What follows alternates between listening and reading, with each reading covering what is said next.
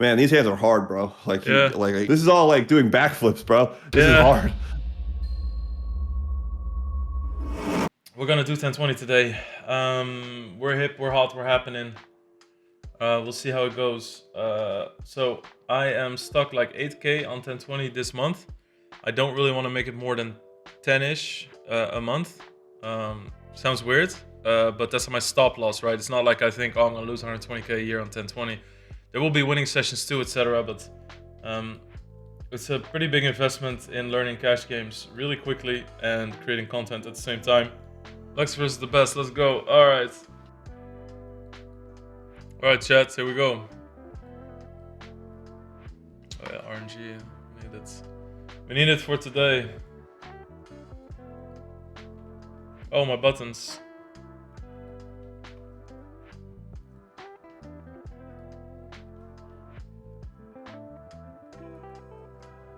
Tournament ranges blow my mind. It's insane how wide tournament ranges are. And it used to be that people would think the other way around, right? I actually think that this might be more heavy check centered strategy because we're gonna 3-bet all of our strong ace-x, so in a sense we're capped.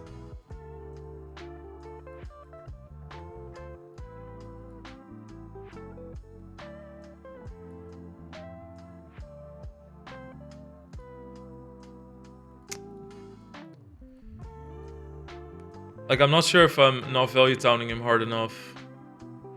But I just want to kind of rep like ace 10, ace 9, you know? But I don't know if that's like a thing, right? Because then I think like, oh, let's bet small ace so I get check raised.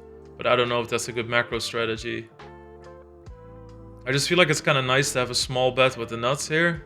And not just like always go towards an overbet.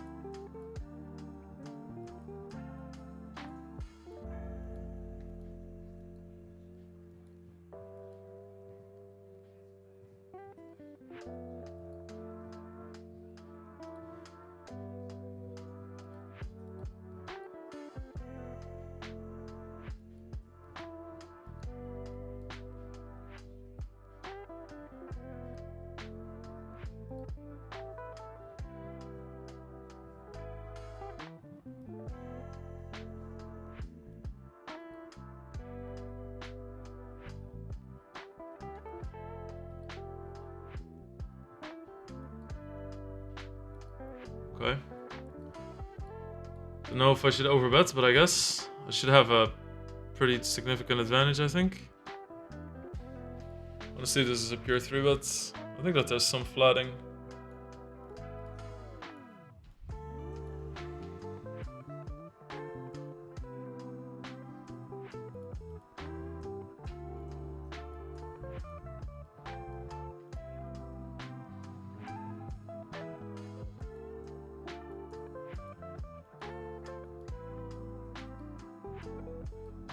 Bet spot, so I need to call half the time.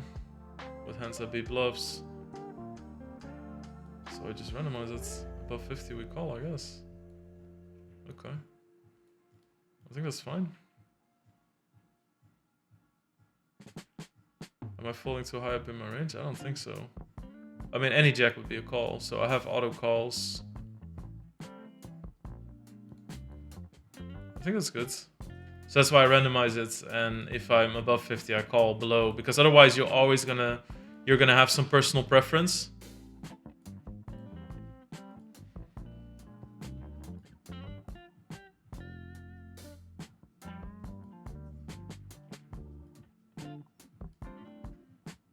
This might be a ring on stream. Not really. Don't really have that much interest, no.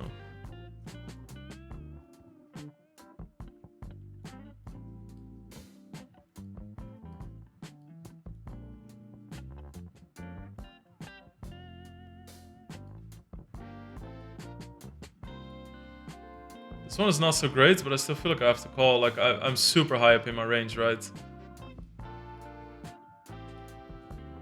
In that sense. I just feel like there's no way I can fold that. It's just unfortunate. What do we defend here, actually? Just straight up defend.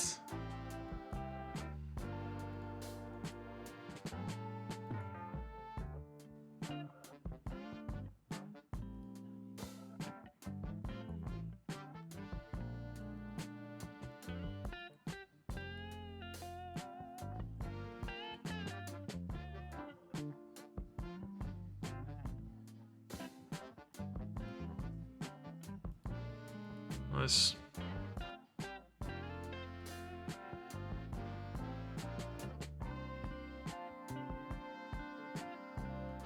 Ivy biggest winner online ever, 10 bracelets, and the most fair player alive for like 10 years. Hard to not rank up #1. Yeah, agreed. Barry as a rep is the best high stakes cash player on the planet right now. Man, what a boss. Have you been following Doug Polk's debate around the Ghost of Poker? A little bit.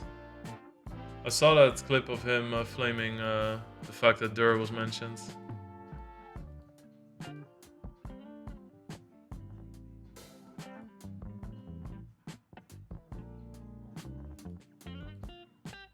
Yeah, making any top 10, top 20 list is really hard. It's also super tilting. I respect the fact that Doug went and did it.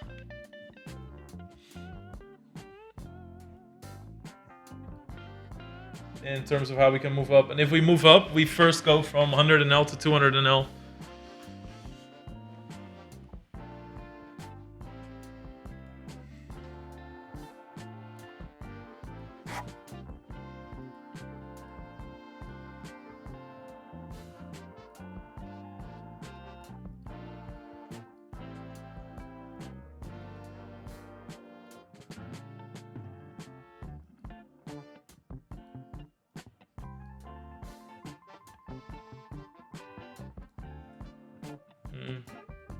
Don't know if that's a punt on a turn. Right, so on these boards, clearly we only call when we have one spade.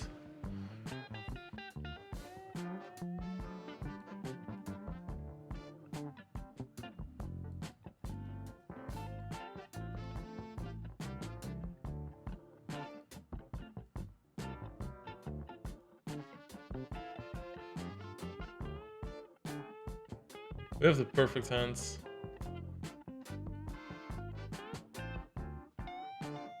Nice. Kind of love and hate how cash games differ from tournaments. It is a more high stakes feeling, I guess, and just a little more tight. It's just loose in different spots, right? I mean, cash games aren't necessarily tight. You just like, whenever you play really big pots. That's what it seems like.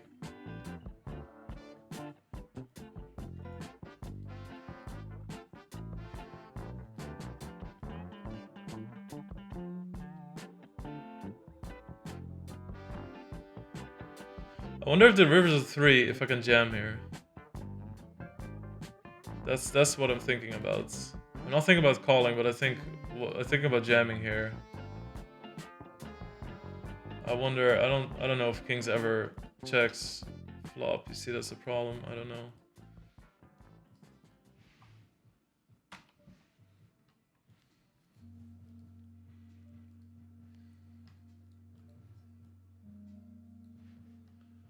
Documents. There's no documents screenshots folder. You lied.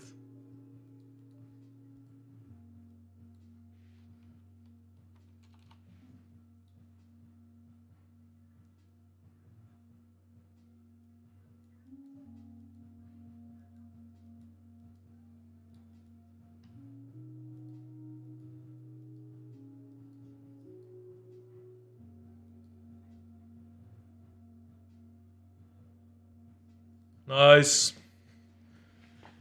Get her done. Would it be okay to call multi-way?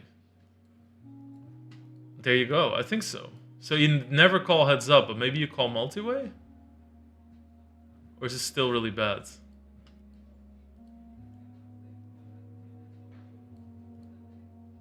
Yeah, it's nice though. It's just also nice as a change of pace, I hope. Like, even for the people that like tournaments better, it's just kind of nice to have both, you know?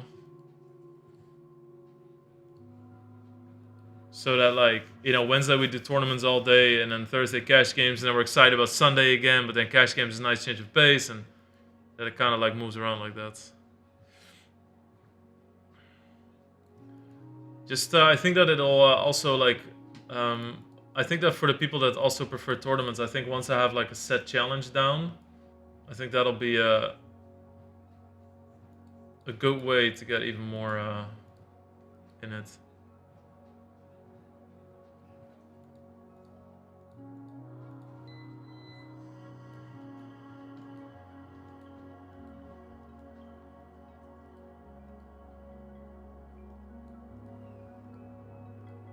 This must be really bad. Tens with no spades. Even flats nines, right? I don't know. I don't feel very secure here.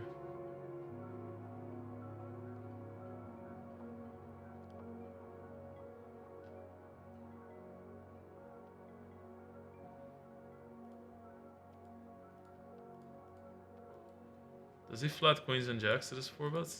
Jacks maybe, queens not?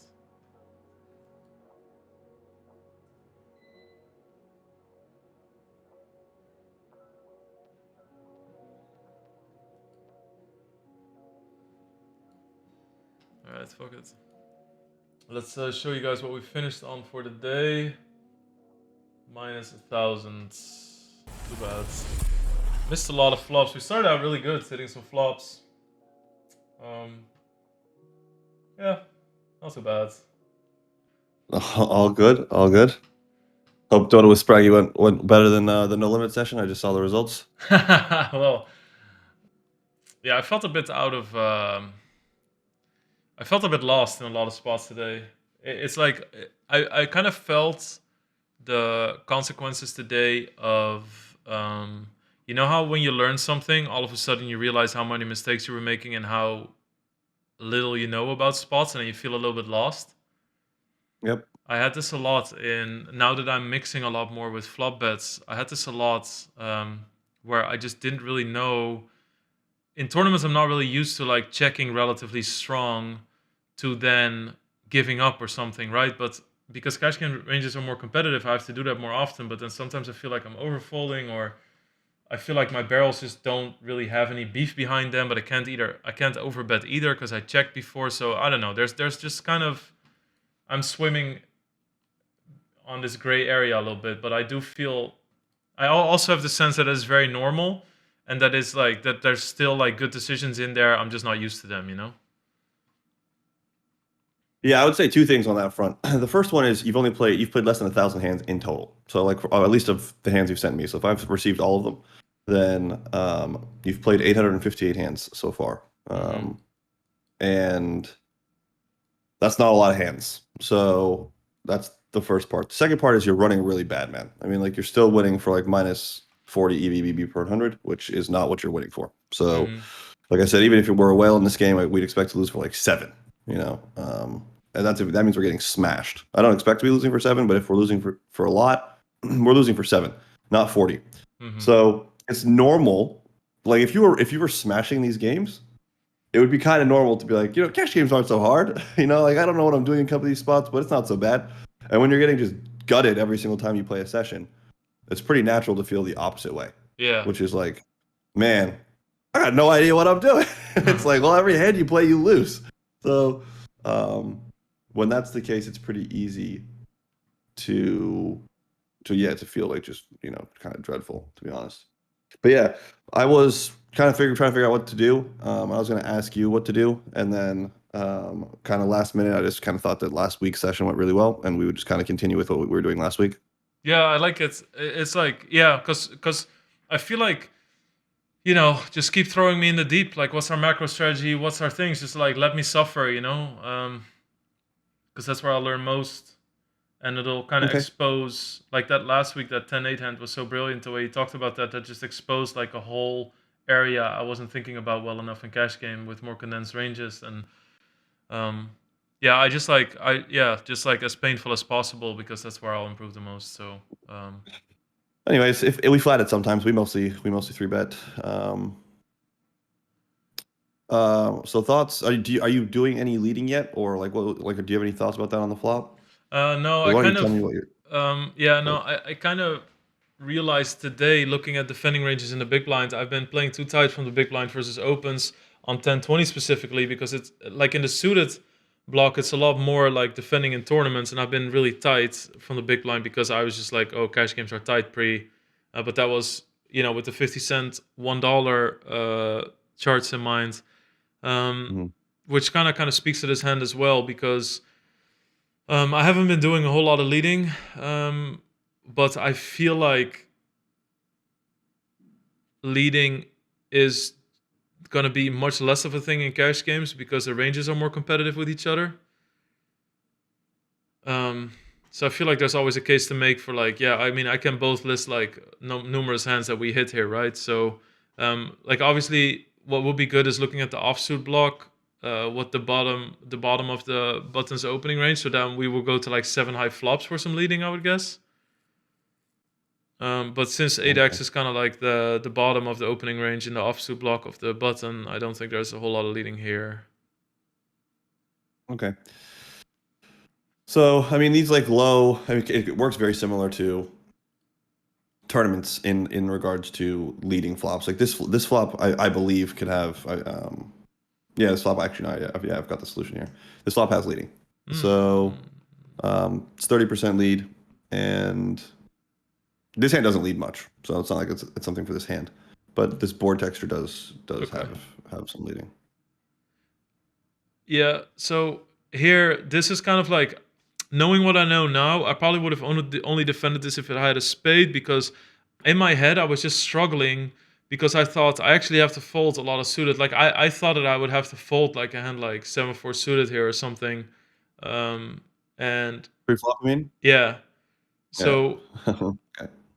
yeah, so I was just a little bit struggling to think of like, okay, I just need to find hands to defend, and I literally beat like I have a really strong hand, right? So, Mhm. but now I think that I might be struggling a bit if I don't have a spade in my hand.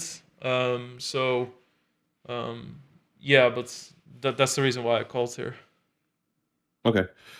So have you solved this hand? No. No? Nothing? Okay. That's pretty sharp. The thing to remember is that the opponent's range is much more polarized than you're used to. Um, so if we go here, for example, and we check, I haven't seen any of this, but he's not going to bet range, right? He's obviously going to have a pretty Yeah. substantial check. So he's got a 50-50 bet check strategy. A large portion of his bet is betting small. So like when the bet starts to scale up, like this is going to kind of like naturally be like a more polarized type of deployment in terms of what our opponents are doing. Hmm. And yeah, I mean, like because of that, like there's a lot of sensitivity in this bet size. I think so. If you bet small, I don't mind the call. Yeah. So if you bet small, we can call without the spade, and we can just call. And we can call with some ace jack and some. The thing to remember is that like these are the types of hands where all of like your high card hands, right, on a board that where you have high card hands with no support. These high card hands are where the sensitivity in the strategy or in the range lies. So like as the bet sizing goes up, these are the hands that go fold. So ace queen no spade now. Yeah. So Mm. like I agree completely with what you're saying, but I would just highlight the fact that like it's around this bet size. Like if you bet smaller, then this hand is probably going to be a call. But Okay. when he bets half pot, we've got to make sure that we're not investing too much money and basically getting wrecked. So yeah, so I agree with flop fold. Never leading this card. That's pretty obvious. Never folding this bet versus this bet size. I don't think that like really is surprising. So I'm just gonna keep going. Um, Okay, so um, now I mean I have to call about 40% of my hands, and I mean the queen of diamonds isn't great. The queen of hearts isn't great in my hand because I blocked backdoor flush draws. But I mean, I three bet aces pre eights at a reasonable margin, maybe even some sixes. I mean, there's just I just have to find I have to find defense, and I'm so high up in my range, especially seeing that this is like the not ace X that I defend, right? Because I'm already supposed to like three bet it like 80% or something. So I just figured like I'm super high in my range, but I'm not in love with the Queen of Hearts. I think that he actually also gets like obviously I have a decent amount of defense with spades. That's spades plus something, I think. But if I have a hand like Jack ten of spades, I'm probably folding the turn, right? Because he overbets. So I feel like all of a sudden he gets a reasonable advantage on the spades. I'm gonna check raise some spade draws. I'm gonna check raise some sets. I'm gonna check raise some two pairs on the flop. So I feel like I'm kind of struggling to find calls. So that's why I just figured like this hand would just be an auto call. okay. We have a lot of combo draws on the turn, right? When it comes to spades. So we Uh have like a huh. lot of like spades with the seven, spades with the nine, spades with the four. Um, spades with a five. So like there's gonna be like a decent amount of we have king high spades, which are like just harder to fold in general. I'm not saying that we're gonna pure VPIP every king high spades, but they're going to be harder to fold. So like we are going to have a substantial number of flushes when we get here, and that's going to bring the opponent's bet size down. So it's going to basically it's going to bring our ranges closer to parity. We're going to have we did check all the flop. I think on this board we're still going to have like two pair. I don't know if I'm going to have sets, but I'm not going to be two betting the turn very often. So I'm going to have some boats. What do you think so you talked a lot about like being high up in your range, which I'm not going to say it doesn't matter, but I think that you're making it like it sounds like you're making it like a central component of your thought process, and it doesn't matter. It doesn't matter that much. What it matters a little bit, but it doesn't matter. It doesn't matter as much as you might think, especially when you have so many strong hands in this, like you do on this board. What do you think the bottom of his value betting range is? That's a good question, because if the bottom of his value betting range, I think where you're going with that is, if the bottom of his value betting range doesn't contain any ace jack or ace 10, then I have a pure bluff catcher and I'm not high in my range at all, right? You're a clever guy, so yeah, that's kind of where I'm going. Go keep going though. Yeah. So what do you think the bottom of his value betting range is? Do you think he value bets? Do you think he value bets ace jack? No, I don't think so. Neither do I. Neither do I. Do you value bets ace king with no spade? Uh, Possibly. Okay, I don't. Um, so I mean, so okay, so his value betting range, if, in my opinion, is starting to become like two pair plus boats and flushes, right? So if we're trying to design a calling strategy that does well against that, where does this hand fit? I mean, if I don't even think he's value betting ace king, this hand doesn't really do shit. Yeah. So I'd probably fold. All right, let's go over here and let's just run through this. So we've seen that we call the turns ace of hearts. So I'm seeing this hand just like you guys. I haven't seen any of this stuff. So we checked range. I said that was what we were gonna do. So I mean, like that was I think fairly obvious on an ace of hearts turn. Our opponent overbet. I don't know. Let's go with the smaller one.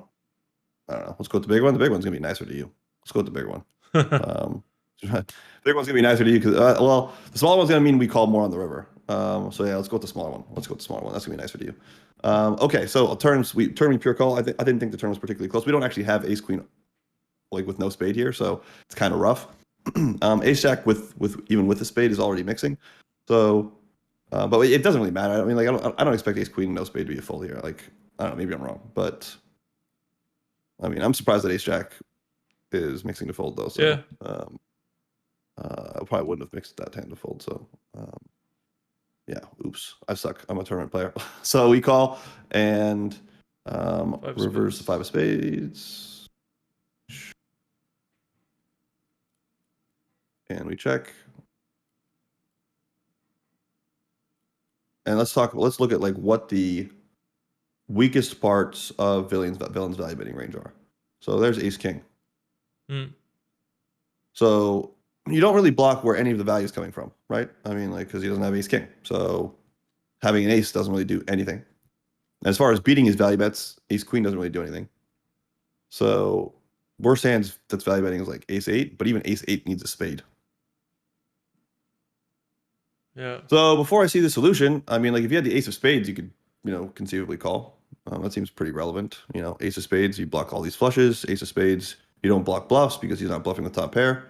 Ace of spades, you block ace eight. So ace of spades seems pretty damn good, but ace queen just seems like napkins. As for his bet size, he's not betting super big. Like I mean, there are some large sizings, but for the most part, large sizings aren't how he's going. I'm going to go back to our range before I see anything. I mentioned not having sets, but specifically having two pair. So there's 8-5, which is flop two pair, 8-6, which is flop two pair. There's sets, right? Sixes and fives and eights, right? We don't have sets, but we do have two pair. You see, that's what fucked me. Like in my head, it was like I don't even have boats, Right. Yeah. Right. And so he deploys this like, I don't know, something like this, which seems reasonable. So ace queen ace of spades I might call. Ace queen knows like your suits, so I would just pass. Ooh, it doesn't even like the ace queen with the ace of spades. It likes ace queen queen of spades. That's not something I would have gotten right either. But presumably, if it's folding ace queen ace of spades, it doesn't really like ace queen napkins as far as suits go. Yeah. Ace jack here, it's mixing suits. Ace 10, it's mixing suits.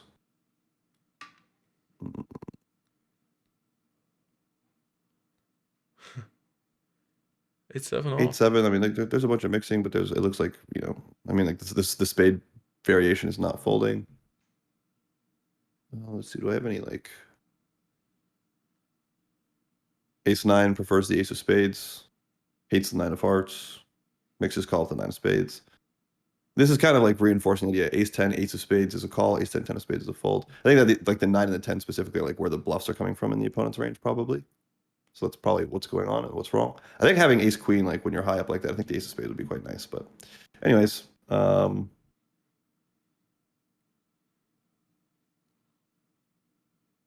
we call and opponent has a flush. Okay. So kind of like synopsis of this one, fold flop, right? Defend with a spade. I still like pure call on the turn. That seems fine to me. And fold river. So that one hurts. Okay. This is just So super awkward. Yeah. So how are you handling this when you're in game? Well, I just don't like the funny thing is that in tournaments in which obviously my fundamentals are a lot stronger. In tournaments, this is also a spot I kind of struggle with is the cold four bets with tens and jacks and what positions to stack off against for how many big blinds. And I just kind of feel in cash, I just kind of feel the same way. I mean, I prefer to have ace five suited here. It's much easier. So, I mean, but I still think it's going to be part of my four bet range. But then, I don't know, hijack versus cutoff, it's pretty tight already. So, after looking at some other hands, like how, that if you raise from the low jack, you get 3-bet by the cutoff, you already start mixing to fold some tens. So now being up against two ranges, actually the next time what I probably do is just fucking fold this hand, to be honest. Because Yeah, so I go ahead. yeah, I like, I pretty much unblock his bluffs, right? I unblock the queen 10, jack 10, king 10, some 10-9 suited, which isn't great. So I don't know. I'm not too happy about this hand. I just mix this hand. So are you using a randomizer when I mean, you are, right? So Yeah. did you roll for this or did you just like pure four bet it? No, I rolled this one. Okay. I think it's a roll. So I don't like that off the big blind. The big blind's gonna have the widest four bet range because you can't get obviously you have the two live ranges over here, but you're gonna be cold four betting, I think, wider here than you are like over here or over here. So you just have less that can go really, really wrong, which is like getting cold five bet by aces by like one of the two remaining players that hasn't invested money yet. So off the big blind, I would mix this hand. I don't think I would mix this hand off the small blind, but I would mix this hand off the big. So I don't like hate this. But I mostly fold it. So it was interesting. Yeah. So thoughts here? I'm a fucking La La Land now. Like I have no idea. Like, okay, I think it's really fucking bad to not have a spade when we get to this junction, because I kind of feel like betting doesn't really achieve anything. I'm blocking a severe amount of his misses, right? I blocked two really important ace-10 suited ones. What would you do if this was a tournament?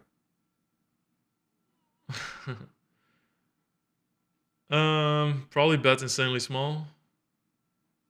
Like what size? Okay, yeah, insanely small is not a quantification. I would probably bet like 20%. Are you using like 10 to 15% betting at all? Some. Yeah, I do some 10, 15% betting. Okay. That's my favorite answer on monotone flops in narrow SPR situations. So basically, like if I'm in tournaments and like catch monotone flops and it's a 3-bet pot, I'll high like 40 bigs 3-bet pot or something. Or if we're deeper and it's a 4-bet pot and we catch monotone flops, I do a lot of like 10 to 15% betting, something like that. that's like a very defensible answer in solvers. You're still pushing like a lot of pre-flop advantages, range on range. So you have a lot of like kind of low equity advantages with your range relative to theirs, but you don't really have polarization advantages that lead to like larger bets. So you don't have advantages around flushes, for example. But you still have equity advantages that often leads to like really small bets being acceptable. And you also have a narrow SPR, so there's not really the drawback that's traditionally associated with betting really small. One of the main drawbacks normally associated with betting really small is that you can't get stacks in. In 3 and 4 bet pots, that's less of an issue because you have a narrow SPR. So I probably deploy something like that in a situation like this one because I do that I don't want to say I do that all monotone flops, but like almost all, like on a lot of monotone flops, you're gonna see me betting like 10 to 15% out of position, with like a wide range. So that's I would do that in tournaments. I would do that in cash games. Like just a answer that I use a lot. Thoughts here? Well, I mean, probably could go for the same answer or something like little bit size, like I don't know, like a 20% now, just size up a bit, sort of like as played, but I don't know. Yeah, I probably don't play the hand this way. I don't. I think it's like kind of a pain in the ass to be honest, but I just like I'm stupid, so I bet the small 10 to 15%, and then with check twice against this bet size, I think I mix this hand to fold because I think it's harder to like get here with. Sorry, I think it's harder to get here with like the 10 of spades. I think it's like I don't know. What are you doing with 10 of spades? Are you going to bet that at some point? A 10 of spades, I probably check the turn also, and then just call. Yeah, I'm curious what the solver's going to say about this one. I would personally I would fold this hand a bunch, but I would probably be mixing it to call against this bet size. Again, it's bet sizing dependent. I would probably have bet the 10 of spades on if I was going to adopt a mixing strategy.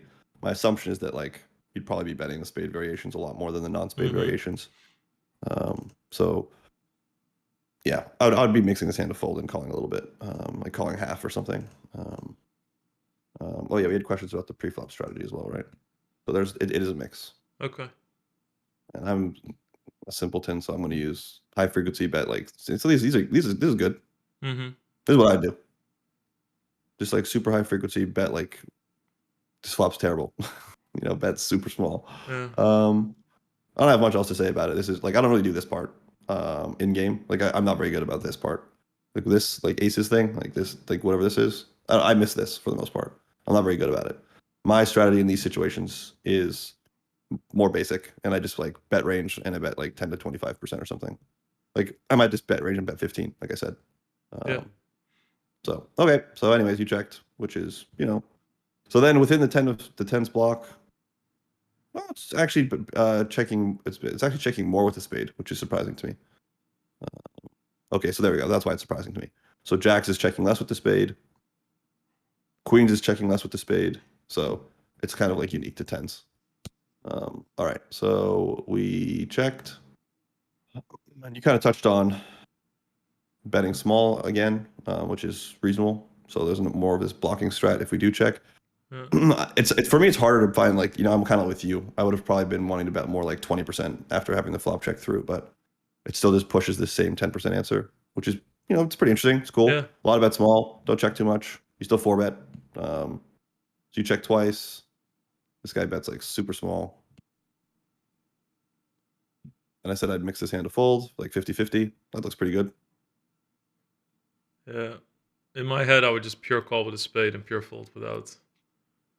Yeah, I think it's just again, it's just bet sizing sensitivity where you're trying to understand like where like the sensitive part of your range lies, right? And like if you bet's half pot, like I'm out, I think I'm out. But yeah, so if you bet's half pot and you don't have a spade, you're out. But it's just like you've got to have that sensitivity to what kind of bet size they're deploying. And the full percentage is pretty low with hands that beat bluffs against this kind of a bet size. So I would have called. Oh, I would have mixed. Man, these hands are hard, bro. Like, you're kind of just like running bad in the sense that like these hands are all like decent. Like, where's like aces? Like you have kings, some guy has aces. You guys get it in pre-flop, you lose a big pot. Like, how come all of the big pots you're losing? Like, this is all like doing backflips, bro. This is hard. So, that's kind of what it feels like too. I was just like, God, fucking damn it, I just feel like that's what I, and it's like, and it's stupid because I know that I'm putting myself out on a limb. I'm doing something that's like not, positive ROI forward. So Yeah. there's all these things that I do, but I still, but it's impossible to not have that sort of like gloomy feeling. Like, I played 3 or 4 sessions of 1020 now. Why does it have to be this way? You know what I mean? Yeah, sure. Which is stupid, but I guess that's just what you're. This is just, you know, this is exactly what people feel when they play tournaments that they shouldn't be playing. You get too much married to the result, but it's okay. Like it's not like it's the supreme feeling that I have or something. But it's a little bit where I feel like last week when I then started losing pre-flop all-ins, like the 3 hours and stuff. I was like, God damn, are you serious? Like I'm already giving away money playing these stakes, giving action, doing all this, like showing vulnerability. Now I'm gonna lose pre-flop all-ins too. Stupid. Yeah, these are just really tough spots. Like like I said, it's not like you're just getting coolered. It's just like these are like pretty complicated poker problems to solve. So Yeah. yeah. All right. So we open the small blind. I think it's good. We check the flop. What are we doing? What are you doing? Are you mixing? You bet Yeah, I just you bet mix here a lot? everything. No, generally, yeah. I'm mixing most things, like, and any c bet strat that I see on like random boards with like high low low or high medium low or just like 50-50, right? So I'm just mixing most things, honestly. Okay. Do you have biases in the betting strategy versus the check? Like, how Um, do you? Yeah, go ahead. yeah, for sure. I mean, like backdoors and stuff are. Some hands just feel like they're unplayable. They're playable on the flop, but they're unplayable on a lot of turns or something. Or like on future streets, my equity development isn't going to be great, so therefore I'll bet a little bit more. But in a hand like this, I feel like I play really well over multiple streets, so or relatively well, right? It's not like I'm fucking high fiving the room here, but Sure. But yeah. So I mean, yeah. So there's a lot of mixing. That's a correct interpretation of how this is supposed to work. This hand's going to mix, in my opinion, between bet and check. But with a backdoor flush draw variation, I would be more inclined to bet, and I would still mix to check. But I would be like this variation, I would bet more than like ace three offsuit, for example. So that's why I was asking. But yeah, okay, so it's not a big deal. You checked, he bets, you call. I think that's pretty standard. Don't think this hand is super debatable at this point. And this is a pretty interesting situation. How do you think about this one? What are you doing? So I think relative to,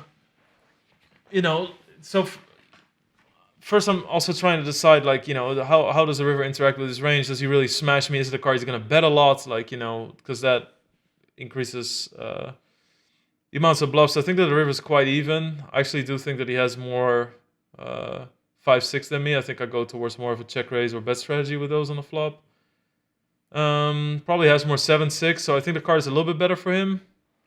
But I think I'm still, in that sense, relatively good here range-wise because I'll have ace-5, ace-deuce. So then I just kind of go towards bluff catching with this hand. Diamonds miss, which is obviously great. Yeah, I don't know. I just felt like this was just a bluff catching, clearing MDFs kind of scenario. Did you mix? Did you use a randomizer then Yeah, I did. to reach Yeah. the decision? You Yeah. did? Okay. Yeah, so I mean, you block where value is coming from. You don't really block where the bluffs are coming from, right? So I mean, like if he's bluffing, and we ask like where are the bluffs coming from, they're probably coming from hands that have a 7 in them. A lot. They might have to kind of necessarily come from hands with a diamond, just because he might not be barreling like non-flush draws enough. This hand, yeah, you have an ace in your hand. He's not bluffing with ace high hands. So this is a good hand for defending. I mean, you block ace deuce, which is a hand I think he's supposed to barrel. So this hand's like a pretty decent hand for calling. And yeah, I would mix this off. I just wouldn't pure fold. You did fold, so that's why I was asking you. I don't think this hand needs to be solved. I think this one's like kind of more intuitive as far as how it works. Yeah. So this is going to be good. I think we're going to want a more polarized betting strategy on the flop. Yeah. How else, like, what are your other hands that you check here that are like, so that you don't just get screwed? What hands do you check here? How do you Um, think about your checking range? I mean, okay, so I'll check some king x of clubs. I'll check some ace x, like just the lower part. Ace three, ace deuce, everything. Well, I mean, they all play the same under an eight, right? So the ace deuce three, ace seven block, I'll check a bit. So that's on the beefier side of things. I'll check some, random spade combinations, like just as give ups. What about sets? Are there any sets you check? Do you check aces at all? No. Okay. I think you want to. I don't think you want to check kings or eights, but I think you want to check aces. So I think you have aces. I think you have a pretty robust weight on like ace deuce through ace seven, like mostly. I think you have a little bit of like ace nine and ace 10 still. So I don't think you want to pure bet those either. So I think you want to have like the weights that you were just talking about for ace deuce through ace seven. I think you want those weights on like ace nine and ace 10. You want to adopt like a fairly large bet size, I think, on this flop. It's going to be more polarized. You're going to, I think, bet with like some king jack, but I think that might have a club in it or something. But like some of these hands get bet on the flop too. And yeah, I would just say that, like, you just want to make sure that you're not just checking like king jack. So I just wanted to make sure, because when you're a tournament player who transitions to like adopting like more polarized bets, it's easy to check and like have this like horrible range construction. So that's why I wanted to kind of touch base on it. So how are you? How do you handle this? What are you doing now? Well, the problem is that I have a lot of hands that are much better to call overbets with, I think. I think that, obviously since I have so much ace-x that I can still call with, then maybe this hand is a bit of a disaster. But I also kind of feel like, and this, I don't know if this is going to sound super fishy, but I kind of feel like once I call an overbet on the turn, my range becomes a lot more defined. And since I have a lot of ace-x, like, I don't really feel like I'm gonna get a whole lot of barrels on the river necessarily after calling an overbet, right? Because they're targeting all my auto give ups, and 8x and stuff Oh, like that. they could target your auto give ups by betting two. Sorry. Like they could, if you have like, I wouldn't think about this bet as targeting auto give ups. Like I just wouldn't think about it that way, because if True. a bet that would target your auto give ups would be like a bet of one, Yeah. where he just like clears out the weakest parts of your range. True. This is different. Like, this is different. So I wouldn't think about it like that. But keep going. Yeah. So I don't know. I felt like my calling range here would be protected enough, in that sense, to just like call turn full river. Okay. So like before I see the solver, I would just pure fold this hand. Okay. And again, it's going to be sizing dependent. And so if he bets like really small or something, I'd call, right? Like if he bets, 2 or does something stupid like that, like I don't think those are great bets on this board texture. But if he deploys something like that, I'd call. But when the bet is this large, he's betting slightly over, 1.5x pot. But if he's betting 1.5x pot, then full percentage is going to be, something like 60%, right? With hands that beat bluffs. So 40% VPIP. And like, you've got hands that are like just automatic calls, because why don't you think about like, where is his value coming from? Like, if he's value betting you, what do you think he has? Where is his value coming from? I mean, well, top pairs, some sets. Okay, so he can have tops. Like, we don't even have to go any further than that. He can have top pair, right? You think he can have top pair when he bets like this? Yeah. Okay, so do I. So that means having an ace in your hand is going to be pretty damn good. And it means having a king in your hand is like not going to be super helpful. So we have like some pretty like, I'm going to pure VPIP this and I'm going to like not pure VPIP that strategies that we can adopt fairly quickly. So like having an ace is like really good, and not having one is like really bad. You also have combo draw, like you have, I mean, like kind of. I mean, like there's going to be some flush draws and things. I would rather have a flush draw here than this. Yeah. So I would call it flush draws, but I would pass on this. So yeah, I think this hand's just pure muck. So So far, thematically, it's looking like you're investing too much money with too weak a range too often. So like the ace queen was like basically that's what happened, and Yeah. that's kind of like what's starting to happen right now. I think because I would at least if I'm right, like I would just fold this. Let's just check this one. I think I'm a bit paranoid So about my range being capped. yeah, I mean so am I. So that's why I asked you how you built it, and then Yeah. you said you built it in a way that was fine. And I was like, okay, like as long as you're checking back top pairs, like you're going to be okay-ish. I mean, especially if they're at a good clip. You kind of sound like you weren't checking enough ace nine or ace 10 to me, but yeah. So this is the polarized strategy that we expected. So you check back king jack for a reason. This is what we expect to bet. Ace 10 and ace 9 are heavy checks, but ace 7 is like exactly how I said it was going to look. So I'm not going to spend too much time on this because that's great that it worked the way they said it was going to work. 5 of spades is the turn. I said I don't really like small bets from your opponent, and small bets suck. So he's mostly blasting at you. This guy went for 1.5, which they don't have. We'll go with the smaller one because it's going to make your call better.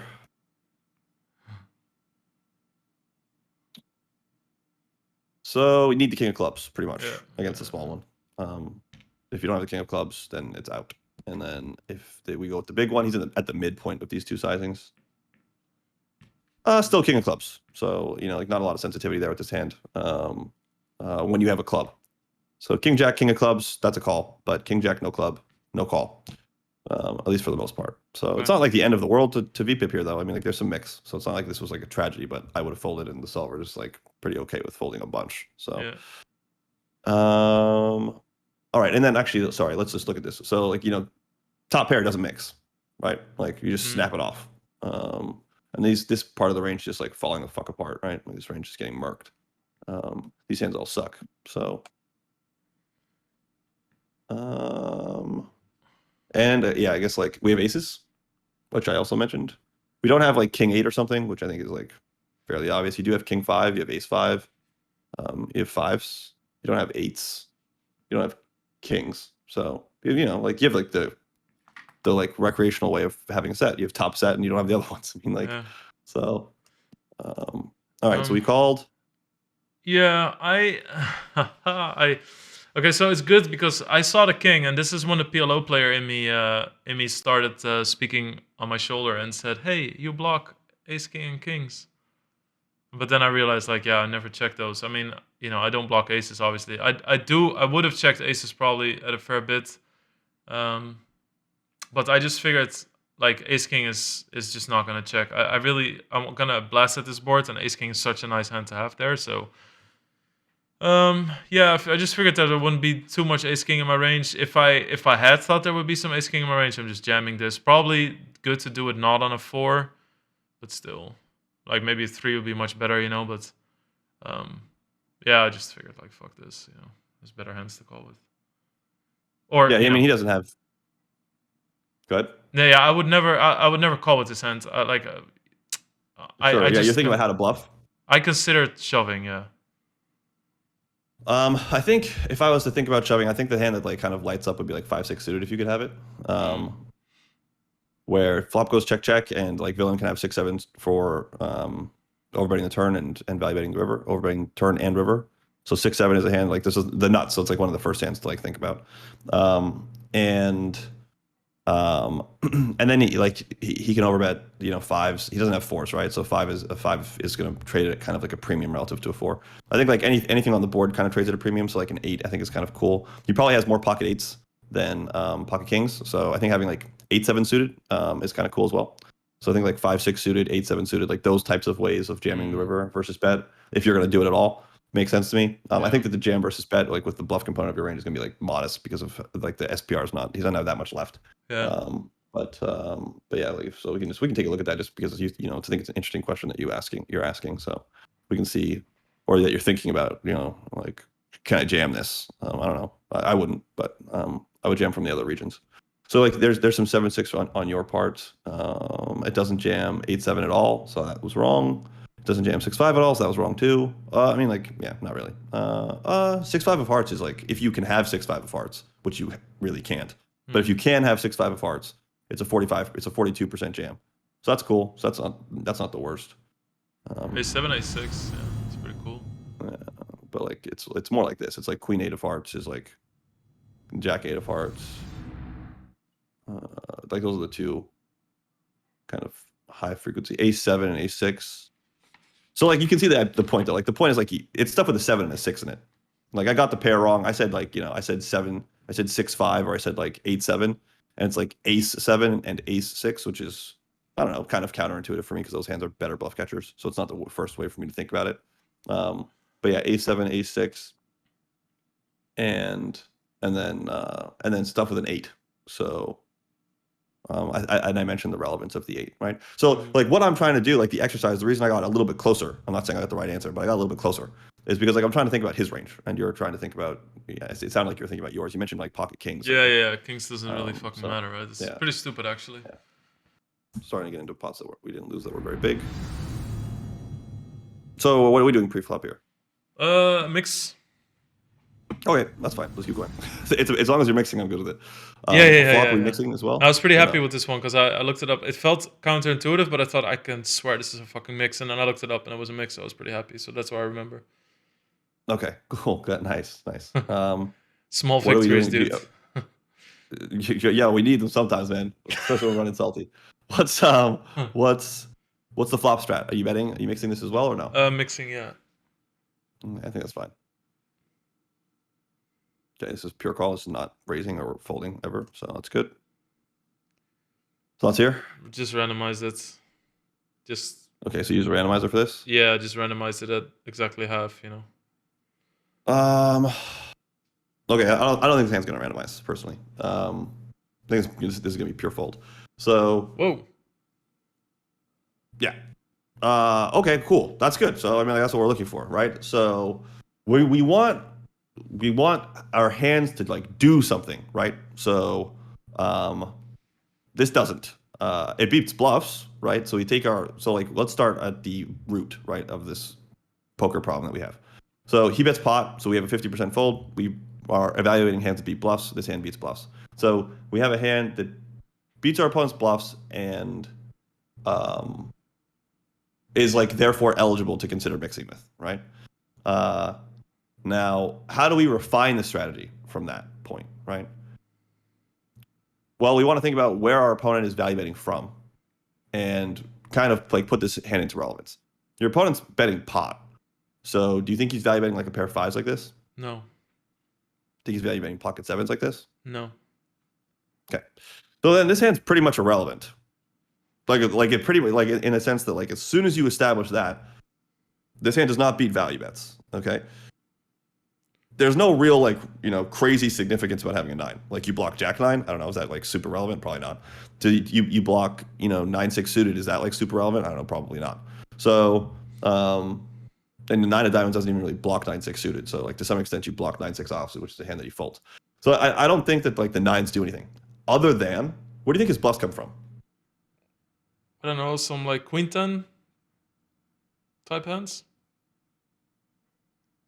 Sure, probably not an ace or a king high hand, right? Yeah, I mean, like, that's basically the point. The point is like probably not ace or king high. So the bluffs are probably going to come from like something with a queen, 10, 9, 8, 7. Right? Yeah. So this hand blocks bluffs, doesn't block value, doesn't do shit. So like so I think you have to call with like you want to be a cool hand to call with like ace 3. See what I'm saying? Ace 3 is cool because ace 3 unblocks where his bluffs will come from because he doesn't have a 3. Like, what do you think he's like raising with like 3x hands a lot? Like, probably not, right? So he doesn't have a 3 very often, and then he's not bluffing with an ace very often.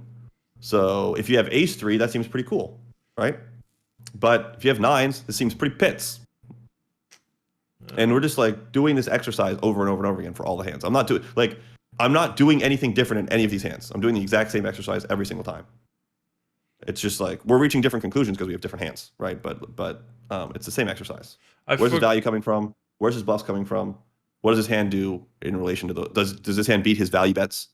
And then it's like an algorithm, right? Like, does my hand beat his value bets? No. Okay.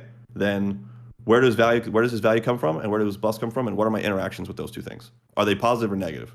If they're positive, like, we're going to talk about calling.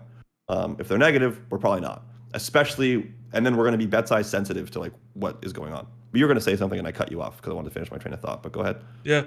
No, I was gonna say pretty much exactly the same. What I kind of do is I think, do I beat his value bets? No. Cool. I have a bluff catcher. That's it, right? But then Right. I skip the two questions: where does his value come from? Where does the bluffs come from? Because then, like in that sense, like what you're saying is like King Four is probably almost King Four is probably almost a better bluff catcher than this hand is. You know? Yeah. Yeah. Once you establish that you don't beat his value bets, right? It's Yeah. like, so because for everyone that's watching, yeah, but you're correct. Like I'm trying to figure out. I'm just running this hand through a solver now. So flop, villain checks, and we mostly check. There's a little bit of bet. I thought there'd be more bet. It's not none, but I thought there'd be more. We check. Turns to 2 of clubs. So really nice check, by the way, because I would have probably bet more than you and screwed it up. I would have checked still a lot, but I would have bet more than this. Then villain bets. We obviously pure call. There's no folding this hand. Yeah, that's easy. 5 of spades river. And he bets pot. And they don't have a pot size bet because, like, I don't know, they're mental. Like, why don't we have a pot size bet, guys? Come on. And yeah, so like we can look at like what the worst hands he's value betting are. Like if he has pocket sevens and he bets it, he blocks. Right? So like there's not a lot of pocket sevens in his range to begin with, but if he had pocket sevens, he would block. He's not gonna bet pot, right? Yeah. So like if you look at this like bet 77% sizing, it's a bunch of it's oops, sorry. That's kind of annoying. Didn't mean to do that. If you look at this bet 77% sizing, there's a lot of king jack in it and a bunch of 6x in it. If you look at this bet half pot sizing, there's a lot of jack x in it. You know, so as the bet sizing gets smaller, he gets to thinner value bets, etc. So like there's no like when you just look at these hand grids, like the 9 doesn't really do anything on the value side, right? Like it doesn't really do anything great. If you look at like where the bluffs are coming from, there's no like ace high hands here, right? Yeah. There is some king 3 and king 4. So maybe we don't want to bluff to your point from earlier. Maybe we don't want to call with king 3 and king 4 because he actually does bluff with those hands. Makes sense. But no, there's not a lot of king high hands that bluff. It's just specifically king 3 and king 4. But I still think, I mean, like that might be a problem for ace 3 and ace 4, to be honest with you. That might end up being a problem. Okay, let's go ahead and get out of this. Okay, so he bets, and we look at, so he bets 77%. So this isn't even pot. And so pot would produce a higher frequency fold, right? So if he bets 77%, and we have 9s, we pitch. We pitch. If we have ace 7, we call. Like we mix, right? So this is pure fold, this is mixing. So that's kind of my point, right? Like where's his value coming from? Where's his bluffs coming from? Here's ace 4 and ace 3. So they do mix. Right. Ace deuce is a snap. Yeah. Ace deuce is great. Yeah. So ace deuce does, don't block where any of the bluffs are coming from because he's not bluffing with pairs. So you unblock the bluffs. He's not bluffing with ace high. Perfect bluff catcher. He's not bluffing with pairs. He's not bluffing with ace high. Ace deuce is a snap. 9s is a snap fold because you don't block where any of the value is going to come from, and you do block where a bunch of the bluffs are going to come from. Fucking 3 deuce, mate. Look at that. 3 deuce suited. Yep. Yeah, these onboard pairs, like you block sets and things, like these are, this is helpful. He's bluffing with a lot of queen high hands, which you kind of mentioned, right? And so like queen deuce it hates. Oh yeah. Oh, that's really cool. Yeah. He also bluffing with a bunch of 10 high hands. 10 deuce it hates. Yeah. Right? Queen deuce, 10 deuce, doesn't like these ones. But ace deuce, king deuce, the ones, and then the ones down here where he just doesn't have these hands very often, like doesn't have hands with a 4 or 3 in them as much. These ones can call, these ones can't, and these ones can't. Right? It's just like, again, it's the same pattern over and over and over again. Like that's why, that's why studying helps. Obviously, like the execution's not super easy. The execution can be difficult, but it's the same algorithm in every single one of these spots. I'm not doing anything different at any point. So there's a lot of raising, which is kind of cool. Yeah. You've got like a bunch of these 6s. Yeah, you are converting like a bunch of this like 5 deuce, 4 deuce, 3 deuce to raise. Let's go back here real quick. Your opponent does have some 4-3 suited. Got a bunch of, he got some 6s here. 6-4 and 6-5. Can't really bluff with too many 4s and 3s. Like he's got these ones, but that's about it. These are kind of cool.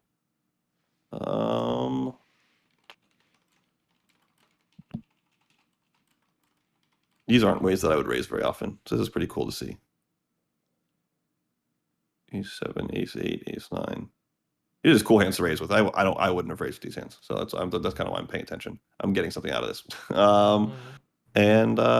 Yeah, so I don't know. We could call it here if you want. We could do it in one more hand. It's up to you. But Let's do one more. yeah, I hope. I mean, if you're okay on time. Yeah, that's true. Let's run one more then. Okay, good. Yeah, because it's giving me. I like the fact that it gives me a better framework. You know. Okay. Cool. No, as long as you're getting stuff out of it, then I feel like I started to feel like I was getting repetitive. So once I started feeling repetitive, No, but it's good because like I clearly missed that step in the process a lot, right? Like where does the bluff come? Where does the value come from? Because when you say that, when you ask me first, what is our strategy, and I skip that step, and I hear you say it again, I think to myself, fuck, you know. So it's good. Like repetition is good. So it just makes me remember when I start playing again. So. Okay. Cool. Awesome. Okay, so we call here. We see the same flop that we saw at the beginning of this session. So I'm going to ask you the same question that I would have asked you at the beginning when we had Ace Queen. What are you thinking about leading? Do you think there's any leading here? Yeah, great strat. Yeah, I think about 30-40% leads. Okay. And then, I probably don't want to lead with a king in my hand. Okay, why do you say that? Because I block his misses. I block a lot of his possible bluffs. He's going to check through some ace high hands.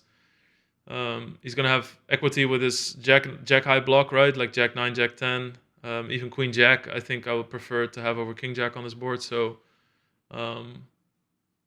like that's why I kind of want to unblock the king.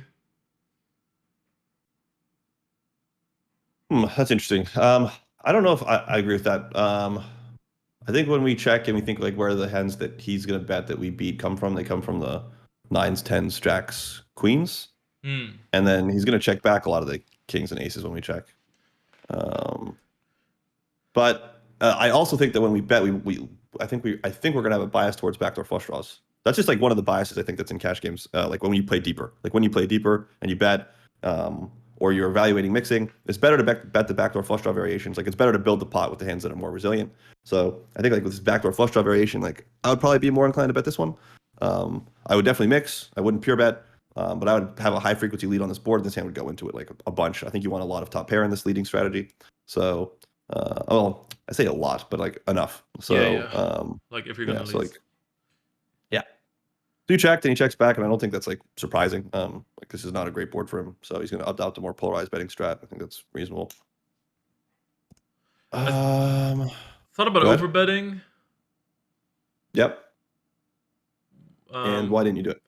Like, what was the thing that I didn't do it because then I realized like I don't even like I'm attacking a weak range, but my range is not even that polarized, right? So in my head I was like, I'm not even that polarized. Like I can bet a lot here. So I figured that 75% should suffice in that sense because it fits better with how much of my range covers this board.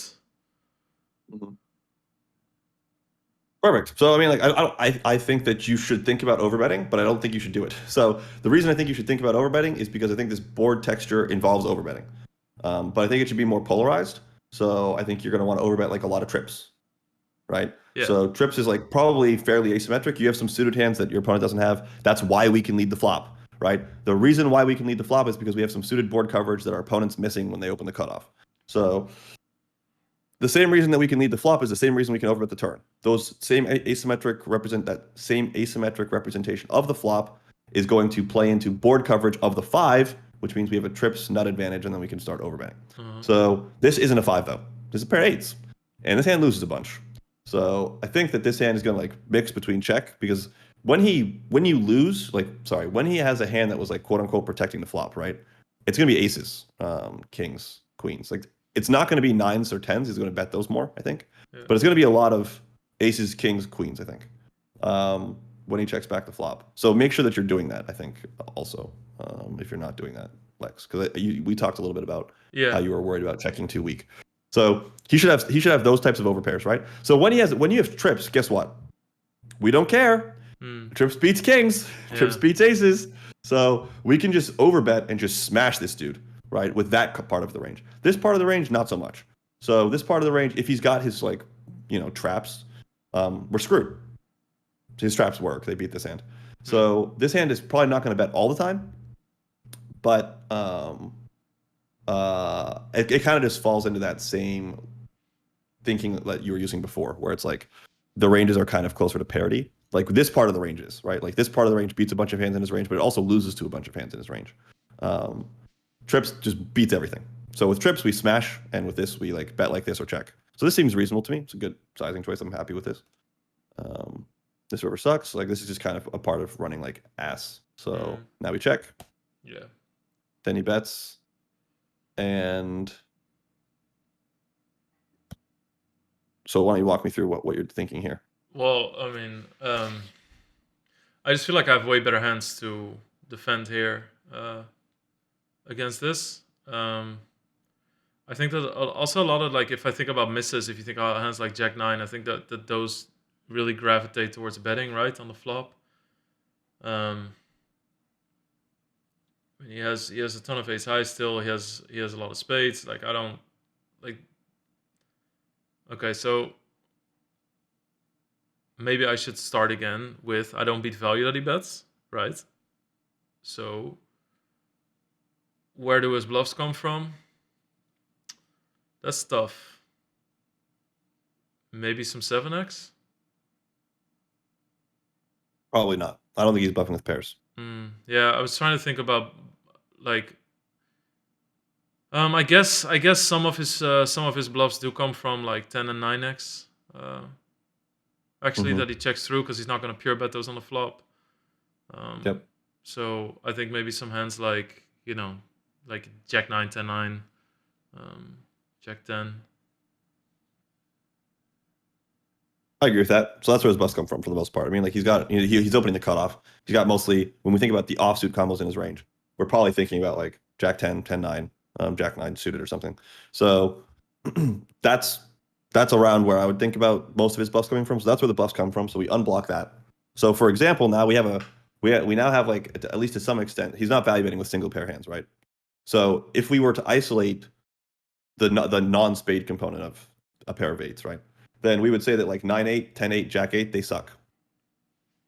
Right? Because he's bluffing with Jack-9, 10-9, Jack-10. So if you have a 9-8, 10-8, Jack-8, those are the worst variations. So those variations just fold. Right? So then we have now we have this so we've established where the bluffs are coming from. Now we have this issue to some extent, right? Because this hand kind of unblocks where his bluffs are coming from, because his bluffs come from Jack high or worse. Mostly, right? So you have king high, or a king kicker, right? So he's not bluffing with king high on this river, unless he's over bluffing. But if he's playing reasonably well, he's not going to bluff with as many king highs. So he also has to call the turn, right? It's not going to be very easy to just it's going to be much easier to call the turn with Jack 10 than it is going to be to call the turn with king 10. Right? Yeah. So like we unblock where the bluffs are coming from. So that's the point for calling. We don't beat his value at all. So we have a pure bluff catcher. That's true. So now where's his value bets? Where are his value bets coming from? I mean, spades, ace-x, like. Okay, specifically which ace-x? I don't know, ace-6, ace-9. Two pairs. Do you think he calls ace-king on the turn? No. You think ace-king's pure fold here? I don't know, actually. I mean, I'm probably not bluffing with king high and ace high, so ace king is kind of a nice hand in that sense. I think he can call some ace king on the turn. Do you think he pure bets ace 8 on the flop, or do you think he could have ace 8? He mixes ace 8, I think. Okay. So this is looking like it's not looking like it's the worst hand for calling. Yeah. It doesn't have a spade in it, which sucks, but he's not betting that big either. He didn't bet pot. So I mean, it seems close. I wouldn't pure fold. No, you're right. All right. I don't know if I would pure call either, by the way. I might when I don't know, I might 50-50 it off. Or I might just use an MDF trick. So if he's betting 8/20, I might call 60 and fold 40 and just defend this hand at the weight of the range that beats bluffs. Because this hand seems like it's an eligible candidate, based on everything that we just talked about before we ever look at a solver. So we have a big lead. We talked about that. Specifically, I said I would lead more with the hearts and clubs variations relative to diamonds, and you can see that that's correct. So when you're looking at the check percentage, which is the way that it's the fastest way to look at it, the check percentage is highest for diamonds, right? It's lower for the other two. Check percentage is highest for diamonds, lower for the other two. Check percentage is highest for diamonds, lower for the other two. So it's like it's applying to all these eights, right? Check percentage is highest for diamonds. Check percentage is highest for diamonds. So it's just a heuristic I have, right? Like when I have the top pair with the backdoor flush draw, it's the variation I think about leading more. Whereas, like again, going back to the flop here, I'm going to think about leading this more than I would like king eight offsuit or like king eight. We don't have king eight offsuit, but king eight with no backdoor flush draw, king eight of diamonds, right? So that's kind of where that comes from. So that's cool. Think about that in a reasonable way. Flop gets checked through. Turns five of spades. We talked about overbetting, not overbetting with this hand. I like your bet size. Think maybe you could check. You're going to lose to like some of where the value is coming from. We're going to take a look at that in a second. So, yeah, so first of all, there's overbetting because you have this asymmetric block of 5x that smashes his face. We talked about that. 8x does not fit into the description, so it doesn't do the job that 5x does. So we don't do that with this hand, but we do have it as a strategy. So that's why I said it's important for you to think about it, but not actually do it when you actually have this hand. And your bet size with your hand was good. So, yeah, nothing else to add really about that. So we went with like some, I don't know, what is this, 60 or 70% type size. So we'll go with this. You're going to pay special attention to his range. I told you that as the other guy, he should have aces, kings, and queens. I said specifically he's not going to have nines or tens, but he's going to have a lot of aces, kings, and queens. And I highlighted that because I wanted to make sure that you had it when you check back the flop. I don't give a shit about what his range is like at this point, but it's important for you to have those hands when you check back the flop. So he calls. Rivers the ace of spades. We don't bet. I don't think that's like really rocket science. We check with a pair of eights. We have a betting range. It's trips, so trips still wants to bet.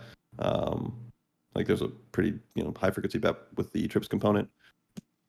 Flushes are going to mix. So we've got a bunch of checking and a bunch of betting from flushes. Yeah, I don't think that there's too much to say. Your hand's like just a check. So you checked. Pretty good. And now this is where things get interesting. He bets 2/3. So we'll go like this. Actually, let's go back. So where's his value coming from? That's one of the questions I asked you, right? Which is important to answer. So actually, when he has trips, he actually has king 5 and queen 5. So that king's actually really relevant. So when he has trips, he has king 5 and queen 5 suited. He does bet ace king. He does have a lot of ace king, by the way. So when you bet like this on the turn, we talked about it. When you bet the turn, ace king is mostly a call. There's an element of it that folds, but ace king is mostly a call on the turn.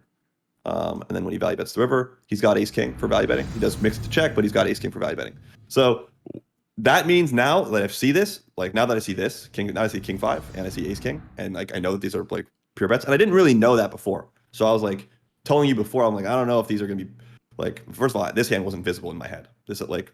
I'm a human just like everybody that's watching this. This hand didn't like light up as being like, oh, like when he has tripped, he has king 5 suited. Like I didn't think about it. Yeah. I don't play this format enough for that to like light up in my brain.